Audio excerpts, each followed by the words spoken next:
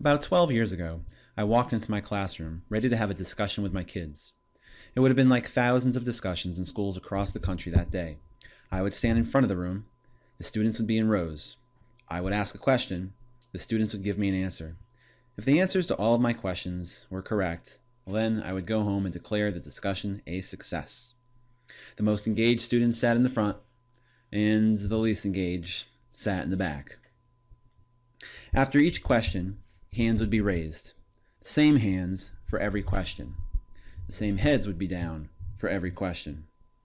Each hand was only really interested in hearing their own answer. No one was really interested in hearing anyone else's. The kid that never raised their hand, well, of course I sought them out during discussion and picked on them because that's what I was supposed to do. Well, I began to realize that this really wasn't a discussion. It wasn't a dialogue. There were no kids interacting with one another. It was just really a long-distance question and answer session where I pepper the kids with a question, a hand goes up, an answer comes back to me over and over and over again. This was the view for most of the kids during the discussion. From the kids' perspective, it was pretty easy to forget what was happening when you were stuck staring at the head in front of you. Most kids could only see another face clearly if one of their classmates turned around, which was, of course, illegal. So those in the back rows ended up having their own discussion, too busy to pay attention to my questions. I was probably the last one in the room to realize that this was not really a discussion. What we were doing would not prepare the kids for anything except for more schoolhouse question and answer sessions. No ideas were explored, no conclusions were drawn, there were no exchanges between students except for the occasional argument that resulted in nothing new being learned by either student. So we decided to make a few changes.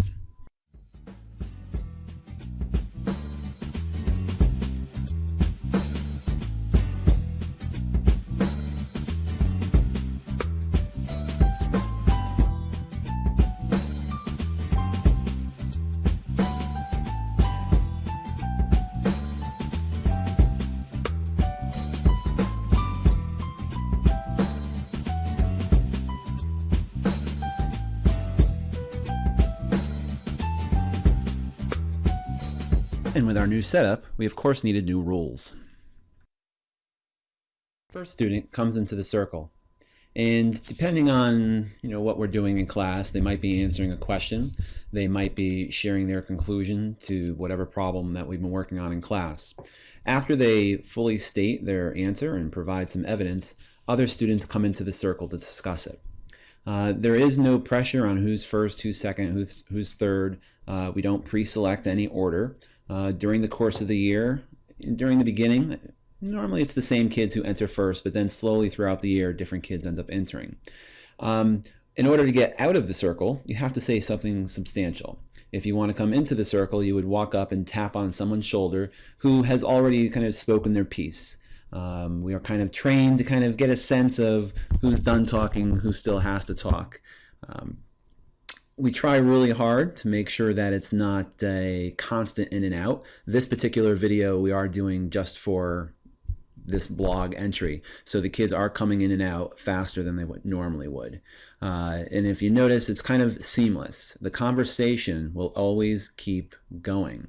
I tell the kids that it's kind of like at their lunch table. When two people sit down for lunch, they start talking. When the third person comes down and sits, they just enter the conversation. One of those people might leave, and the conversation keeps going. So it's kind of a seamless conversation that really only ends when the kids decide it ends, when they feel like they've kind of explored this conclusion and provided all the evidence they can and kind of discussed all the possible all the possible angles and perspectives.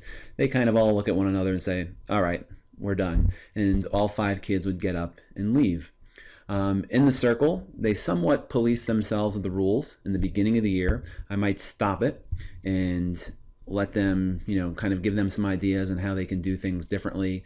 We do a lot with body language. We do a lot with how do you ask a question, and we try to make it as civil as possible and make it as much like a dialogue as possible in that middle. It is not an argument. It is not a debate.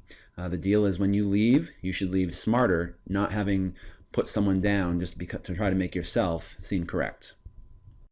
What's coming up next is a video of our very first fishbowl conversation ever. It's not like it's not like people just don't care about the laws. Like, some people need to steal stuff for their family. Like, would you steal a car for your family? They don't. Yeah, whatever you gotta do. You do. Yeah, like I would steal a car for my family.